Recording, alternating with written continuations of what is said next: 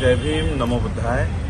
आज 18 जून 2024 दुपारी 1:30 वाजल्यापासून मी या ठिकाणी उपोषणाला आमरण उपोषणाला बसलेलो आहे।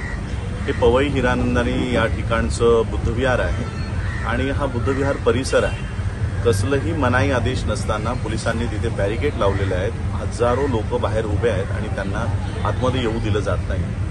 या ठिकाणचे इंटरनेटही बंद करण्यात आलेले आहे, जेणेकरून आम्ही फेसबुकवरनं ही माहिती लोकांपर्यंत जाऊ नये अशा पद्धतीने।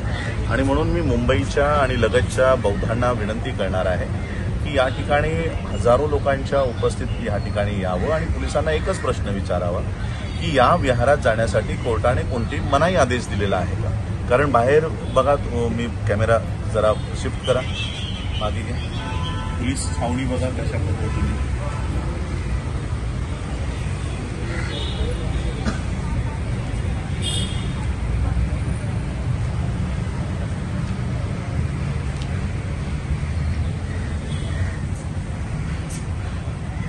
अशा पद्धतीने बुद्धविहाराच्या या परिसरामध्ये पोलीस म्हणजे ज्या ठिकाणी अहिंसा राबवली जाते त्या ठिकाणी पोलीस इथे रायफल घेऊन उभे आहेत, शूजमध्ये आहेत, बुटांमध्ये आहेत आणि या पवित्र स्थळाचं जी काही रिस्पेक्ट आहे तो पूर्ण संपवण्यात आलेला आहे। आणि म्हणून मी मुंबईच्या जवळच्या सगळ्यांना आणि महाराष्ट्रभरातल्या बौद्धांना आवाहन करणार आहे की आज हे आंदोलन आम्ही उभं केलेलं आहे। आंदोलन 2-3 कारणांसाठी आहे। पहिलं कारण की बीएमसीला कसलेही अधिकार नसताना पावसाच्या सुरुवातीला यांनी 750 कुटुंबांची घरं उद्ध्वस्त केलेली आहेत, जमीनदोस्त केलेली आहेत। तो अधिकार उपजिल्हाधिकारी निष्कासन विभागाचा असतानाही बीएमसीच्या अधिकाऱ्यानं हे काम केलेलं आहे। त्यामुळे पहिली मागणी आमची आहे की बीएमसीच्या ज्या अधिकाऱ्याच्या सहीने हे काम झालेलं आहे त्याच्यावर अॅट्रॉसिटी ॲक्टनुसार गुन्हा दाखल व्हावा।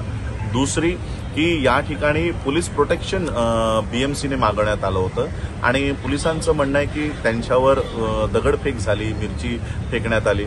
आम्ही त्याच्यावर कोणत्याही गुन्हेगाराला सोडा म्हणून विनंती करत नाही आहोत, परंतु पोलिसांनी ज्या पद्धतीने लोकांना मारहाण केलेली आहे, गर्भवती स्त्रीचा एका गर्भपात झालेला आहे, 10 वर्षाच्या मुलांना मारलेला आहे, 70-80 वर्षाच्या मुलांना मारलेला आहे आणि म्हणून ज्याच्या नेतृत्वात हे अशा पद्धतीने बेदम मारहाण झालेली आहे त्या सिनियर पीआयला निलंबित करून त्याच्यावरही अॅट्रॉसिटी ॲक्टनुसार हा गुन्हा दाखल व्हावा ही आमची दुसरी मागणी आहे। आणि तिसरी मागणी की 750 घरं यांनी या ठिकाणी उद्ध्वस्त केलेली आहे, त्या 750 कुटुंबियांचं पुनर्वसन झालं पाहिजे। मुंबईच्याच आमची पहिली मागणी असणार आहे की त्याच ठिकाणी जर हिरानंदानीला त्या ठिकाणी आलिशान टावर बांधायचं असेल तर शेजारीच या 750 कुटुंबियांसाठी एखादी SRE सारखी इमारत बांधून द्यावी, अन्यथा त्याच दर्जाची मुंबईमध्ये कुठेही त्यांना पक्कं घर या पावसाळ्यामध्येच बांधून देण्यात यावं। या 3 मागण्यांसाठी मी आमरण उपोषण करण्यासाठी या ठिकाणी बसलेलो आहे। जोपर्यंत या मागण्या पूर्ण होत नाही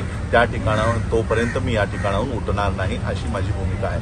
ही भूमिका सर्वांना ज्ञात व्हावी याकरिता मी हा व्हिडिओ करत आहे। जय भीम, नमो बुद्धाय।